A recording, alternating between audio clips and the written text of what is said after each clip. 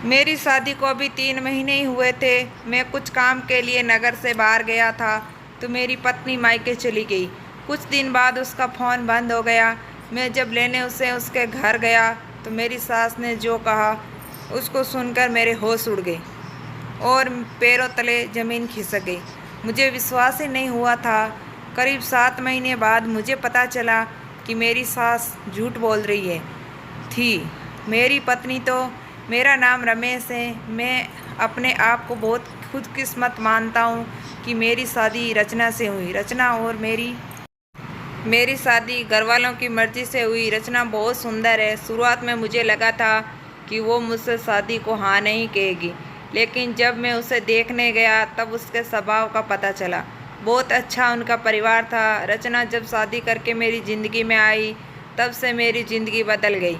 सभी मुझे कहते थे कि मैं बहुत खुशकिस्मत हूँ। अभी मेरी शादी को करीब 3 महीने ही हुए हैं। मेरा सपना था कि मैं बड़े शहर में एक बड़ा शोरूम बनवाऊँ कपड़े का। मैंने रचना को इसके बारे में बताया।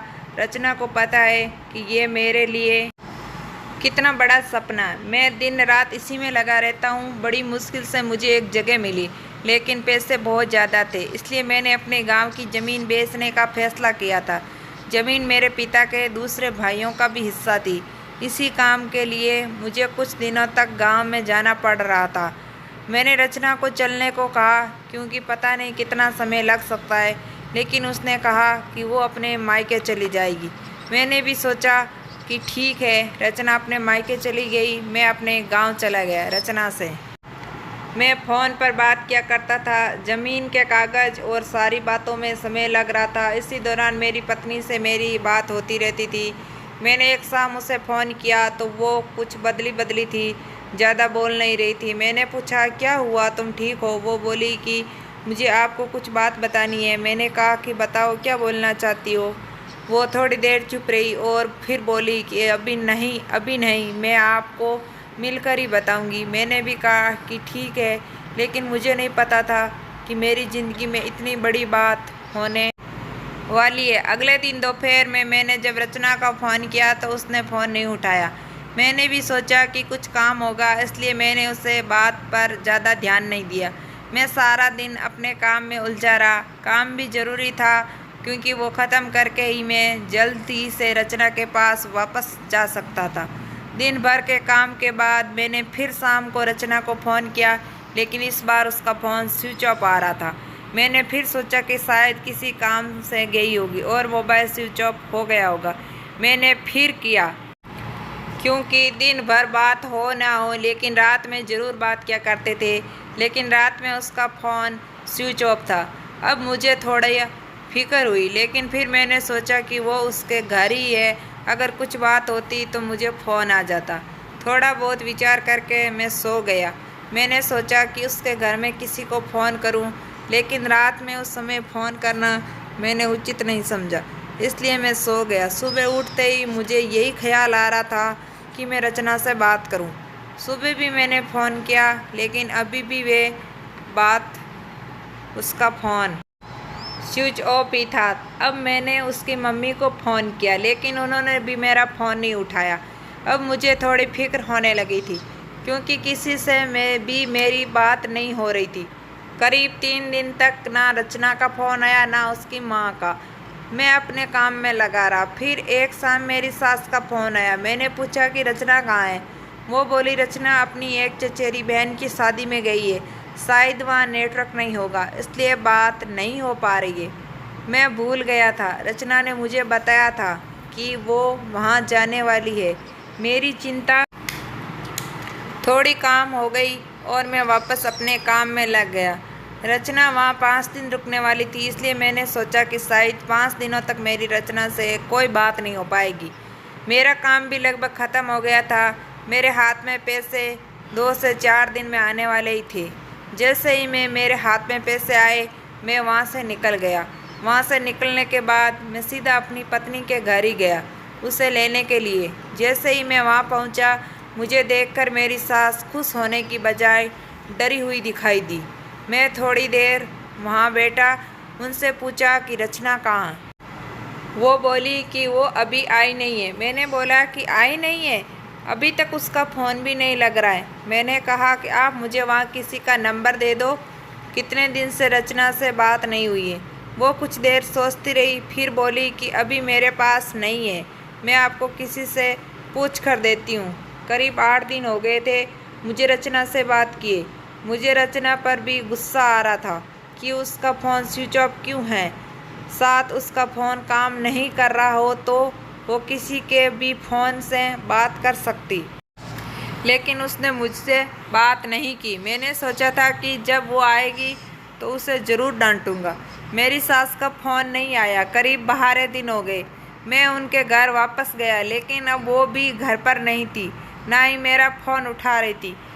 अब मेरे मन में बहुत सारे विचार आने लगे कि आखिर बात क्या है जो रचना और उसके घरवाले मुझसे इस तरह का बर्ताव कर रहे हैं। मैंने उन्हें मैसेज किया कि अब मैं पुलिस के पास जाऊंगा। मेरी इस धमकी से शायद वो डर गई और उनका फ़ोन आया।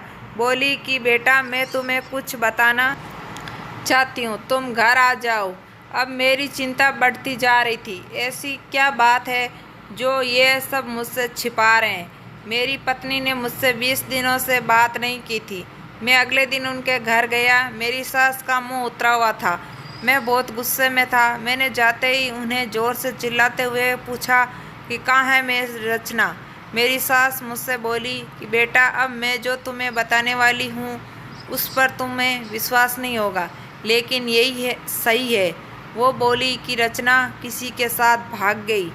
मुझे मेरे कानों पर विश्वास नहीं हुआ कि मैंने क्या सुना। मैंने बोला, आप कुछ भी बोलोगे और मैं मान जाऊंगा।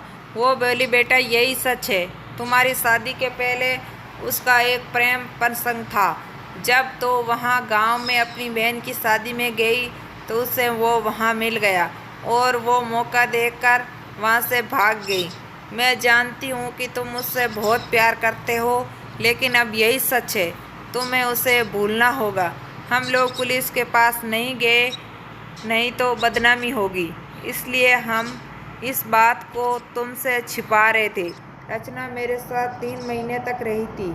जितना मैं उसे जानता था वो ऐसा नहीं कर सकती थी, लेकिन उसकी माँ ये कह रही थी। मैं कैसे ना मानता। मेरा मन अभी भी मानने को तैयार नहीं था। मेरी सास मेरे आगे रो रही थी, माफ़ी मांग रही थी। इतनी बड़ी बात मेरे घर वालों को पता चली तो उन्हें भी विश्वास नहीं हुआ। रचना स्वभाव से बिल्कुल ऐसी नहीं लग रही थी। रचना की माँ को देखकर मैं और मेरे घरवाले चुप रह गए। हमने कुछ बड़ा कदम नहीं उठाया। मैं अपने साथ हुए इस धोखे को बर्दाश्त नहीं कर पाया। मैंने रचना को बहुत प्यार किया और मुझे कुछ ही भी हासिल नहीं हुआ। रचना नाम से मुझे नफरत हो गई। मेरी ज़िंदगी पर इसका बहुत असर हुआ। मैं जो शोरूम की शुरुआत करने वाला, उसके लिए मेरे पास अब सब कुछ आ गया था, लेकिन फिर भी मुझे अब कुछ करने का मन नहीं हो रहा था। किसी के साथ इतना बड़ा धोखा हुआ तो कैसे खुश रह सकता है। मेरे घरवाले मुझे संभाल रहे थे। मैंने उसे बहुत ढूंढने की कोशिश की। मैं चाहता था कि वो मुझे मिले तो मैं उससे पूछूं कि आखिर उसने मेरे साथ ऐसा क्यों किया। धीरे धीरे समय बीतता गया। उस गए अब 7 महीने हो गए थे और मैं भी उसे भूलकर अपनी ज़िंदगी में वापस बिजी होने की कोशिश करने लगा। मेरा उसके घर यहाँ से जाना हुआ। ऐसे ही मेरा ध्यान उनके घर की खिड़की पर पड़ा। मुझे दिखाई दिया कि खिड़की में रचना है। एक झलक सी मुझे दिखी। मैंने उसी समय उनके घर का दरवाज़ा बजाया। मेरी सास ने दरवाज़ा खोला और वो मुझे देखकर ही डर गई। दरवाज़ा खुलते ही मैं अंदर जाने लगा। मेरी सास ने मुझे रोका, लेकिन मैं नहीं माना। अंदर मैं कमरे में गया तो रचना को देखकर मैं हैरान रह गया। रचना व्हील चेयर पर बैठी थी। रचना ने मुझे देखा और उसकी आंखों में आंसू आ गए। मैंने पूछा, ये क्या हुआ? रचना बस रो रही थी। मेरी सास बोली कि बेटा, रचना जब शादी में गई थी तब उसका एक्सीडेंट हो गया था और उसे ऐसी जगह चोट आई जिसके कारण अब वो चल नहीं सकती।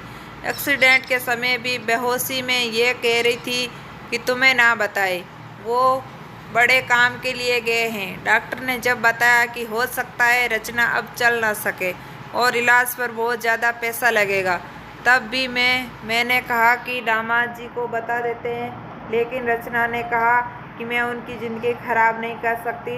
उनका सपना है शोरूम खोलने का है। उनकी ज़िंदगी में जाऊंगी तो उन पर बोझ ही बनूंगी।